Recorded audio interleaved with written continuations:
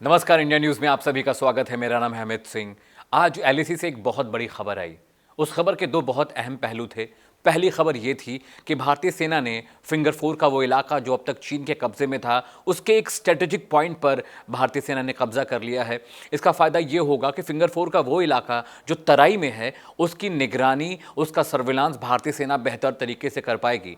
दूसरी खबर ये आई कि चीनी सेना ने एलएसी पर करीब 50,000 सैनिकों की तैनाती की है। इन सैनिकों के अलावा वहाँ पे rocket launchers, missile launchers, tanks और कई तरह के लड़ाकू हेलीकॉप्टर्स, फाइटर जेट्स, इनकी तैनाती कर दी है। और ये सब कब हो रहा है? जब मॉस्को यानी रशिया में भारत के विदेश मंत्री जयशंकर और चाइना के विदेश मंत्रियों के बीच बहुत अहम बैठक हुई। उस बैठक में 5 अहम मुद्दों पर समझौता हुआ है, जिस पे चीन भी राजी हुआ है और भारत भी। मैं आपको जल्दी से संक्षेप में वो 5 मुद्दे बताऊंगा।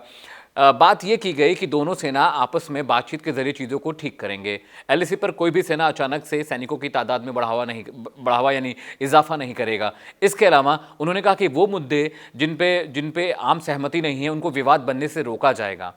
इसके अलावा उन्होंने कहा कि अगर दोनों देशों के बीच किसी मुद्दे को लेकर ऐसी बात, कोई अटकन है जिस पे बातचीत के जरिए दोनों सेनाओं के बीच के टकराव को रोका जा सकता है, तो उसका रोका जाएगा। इसके अलावा जयशंकर, जो कि भारत के विदेश मंत्री, उन्होंने कहा कि जिस तरह के हालात और जिस तरह के तनाव चाइना के साथ भारत के और चीन के इस वक्त हैं, ऐसे हालात में ना तो दोनों देशों के बीच कारोबार हो सकता है, ना तो किसी भी तरह की बायलैटरल टाइज हो सकती हैं। अब सोचिए कि एक तरफ मॉस्को में चाइना के विदेश मंत्री और भारत के विदेश मंत्री के बीच इतनी सकारात्मक और इतनी बेहतर बातचीत हो रही है, वहीं दूसरी ओर जो एलएसी है, एलएसी पे लगातार चीन सेना की तादाद में इजाफा कर रहा है। रॉकेट लॉन्चर्स वहाँ पे प्लॉट किए जा रहे हैं, वहाँ पे इन्फेंट्रीज को प्लॉट किया जा रहा है। सामरिक रूप से उस इलाके को चाइना मजबूत करने में लगा हुआ है। और दूसरी ओर आज सुबह ये खबर आई कि फिंगर 4 का वो इलाका जहाँ पहले चीन का कब्जा था, उस फिंगर 4 के कुछ हिस्से में भारतीय सेना ने अपना कब्जा कर लिया है। और सिर्फ इतना ही नहीं, भारतीय सेना ने उस इलाके को कटीले तारों से घेर दिया है। और इस चीज़ को लेकर चीन बिल्कुल बौखलाया हुआ है। उसकी वजह समझिए, क्योंकि जिस इलाके में भारतीय सेना इस वक्त काबिज है, वहाँ से फिंगर 4 का जो तराई इलाका है, जो पहाड़ी इलाका है, जो पैंगोंग लेक का दक्षिणी सिरा है, वहाँ से बिल्कुल साफ तरीके से देखा जा सकता है। यानी अगर चीनी सेना किसी भी तरह की घुसपैठ की कोशिश करती है, या किसी भी तरह के हथियार को वहाँ प्लांट करती है, या किसी भी तरह की एक्टिविटी करती है जिससे एलएसी पर भारतीय सेना को खतरा है, तो उसका पहले से ही पता चल जाएगा। इसके अलावा चाइना का मुखपत्र कह लीजिए, चाइना सरकार का मुखपत्र कह लीजिए, या सरकारी एजेंसी कह लीजिए, ग्लोबल टाइम्स के संपादक ने, जिनका नाम शी ह्यूइन है, उन्होंने एक खबर छापी है। उस खबर में एक संपादकीय लिखा है, बल्कि उसमें उन्होंने ये कहा कि अगर भारतीय सेना पीछे नहीं हटती है तो चीन उसको करारा जवाब देगा, भारतीय सेना की हार होगी। और ठंड में भारतीय सेना बर्फीले तूफान और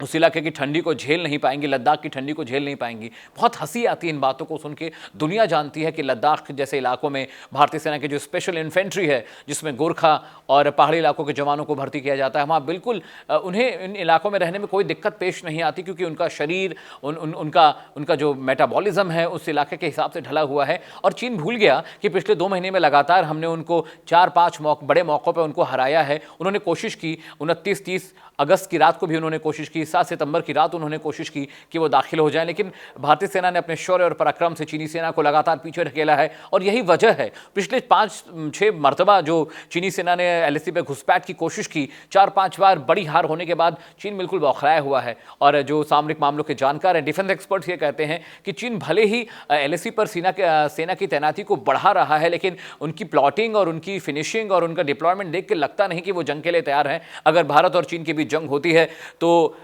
डिफेंस एक्सपर्ट को ये लगता है कि चीन का बहुत नुकसान होगा और हो सकता है कि चीन को हार का सामना करना पड़े। अब समझिए, इस पूरी क्रोनोलॉजी को समझने की कोशिश करिएगा कि एक तरफ भारत चीन के साथ शांति वार्ता की बात करता है, दूसरी तरफ ग्लोबल टाइम्स जो अखबार है वो इस तरह की भड़काऊ खबरें छापता है। इसके अलावा राजनाथ सिंह भी मॉस्को गए थे, उन्होंने भी साफ संदेश दिया चीन के रक्षा मंत्री को कि अगर आप चाहते हैं कि चीज़ें और हालात बेहतर हों तो सबसे पहले आपको सीमा पर डीएस्केलेशन करना पड़ेगा, अपनी सेनाओं को पीछे ढकेलना पड़ेगा। नो-मेंस लैंड कहा जाता है, वहाँ भी सेना तैनात है चीन की, तो उसको भी पीछे हटना पड़ेगा और यथास्थिति बहाल करनी पड़ेगी। यानी पहले जैसे हालात थे उस तरह की चीज़ों को सामान्य करना पड़ेगा, तभी चीन और भारत के बीच बेहतर रिश्तों की शुरुआत हो पाएगी एक बार फिर से, और बायलैटरल टाइज हुई, कारोबार को लेकर भी जो बातें अटकी हुई हैं वो आगे बढ़ेंगी। अब चीन इस बात को अच्छे से जानता है कि अगर युद्ध हुआ, जंग के हालात बने, तो चीन का बहुत नुकसान होगा। लेकिन एक कहावत कही गई है ना कि मुंह में राम और बगल में छुरी। मतलब आप दुनिया को तो दिखाते हैं कि आप बहुत अच्छे हैं और शांति वार्ता शांति वार्ता को आगे बढ़ाना चाहते हैं, आप चाहते हैं कि हालात बेहतर हो, आप चाहते हैं कि एलएसी पे तनाव कम हो, वहीं आपकी सेना लगातार वहां पे बहुत एक्टिव है, बहुत एग्रेसिव है। इसका मतलब क्या होता है? यानी आपके खाने के दांत और दिखाने के और हैं। इतना ही नहीं, अब भारतीय सेना ने भी, डिफेंस मिनिस्ट्री ने भी इन चीज़ों को बेहतर तरीके से समझ लिया है। आज राजनाथ सिंह जो देश के रक्षा मंत्री हैं, उन्होंने chief of defence staff Bipin Rawat के साथ और बाकी 3 जो सेना के प्रमुख हैं, उन तीनों सेना प्रमुखों के साथ बैठक की है। और सूत्रों के हवाले से जो खबर आ रही है वो यही कहती है कि चीन को लेकर एक खास स्ट्रैटेजी पर डिफेंस मिनिस्ट्री काम कर रहा है। इसके अलावा जो एम नरवणे हमारे आर्मी चीफ हैं, वो भी कुछ दिन पहले लद्दाख गए थे। उन्होंने लद्दाख की तमाम पोस्ट का दौरा किया है और तैयारियों को जायजा लिया कि अगर कल को जंग के हालात बनते हैं तो भारतीय सेना किस तरह से चीन का मुकाबला करेगी। मेरे प्राइम टाइम बुलेटिन, चलिए वहां खबर जहां में आज मैं इन्हीं सब एस्पेक्ट्स, इन्हीं सब बिंदुओं पर बात करने वाला हूं। आप मेरे प्राइम टाइम बुलेटिन में इन तमाम खबरों के एंगल और उनके अंदर की खबर, इनसाइड स्टोरी को समझ सकते हैं। अगर आपको लगता है कि मेरे बुलेटिन में कोई खास विषय पर प्रोग्राम किया जाना चाहिए, किसी खास खबर पे विशेष कवरेज करनी चाहिए, तो आप मुझे इंस्टाग्राम, फेसबुक और मेरे फेसबुक अकाउंट के जरिए, ट्विटर अकाउंट के जरिए मुझे बता सकते हैं। मेरा ट्विटर हैंडल है जॉर्नो अमित सिंह। इसके अलावा मेरा इंस्टाग्राम हैंडल भी इसी नाम से है और फेसबुक पर भी मैं जॉर्नो अमित सिंह नाम से ही पाया जाता हूं। आज फिलहाल इतना ही। कल आपसे फिर से मुलाकात होगी एक नई खबर, एक नए एंगल, एक नए मुद्दे के साथ। तब तक आप देखते रहिए इंडिया न्यूज़। नमस्कार।